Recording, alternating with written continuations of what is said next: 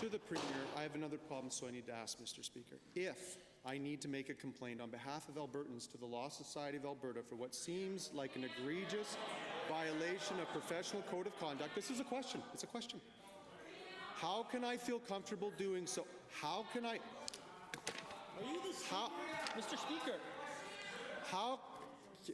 How can I feel comfortable doing so when the President-elect of the Law Society of Alberta itself happens to be Karsten Jensen, senior partner in, you guessed it, the exact law firm that you awarded the tobacco contract to? The tangled web never ends, does it? Speaker, this is getting absolutely absurd. There is a legal profession in this province made up of a group of people called benchers who absolutely protect their independence, Mr. Speaker. The members of the benchers, the Law Society of Alberta, elect a president.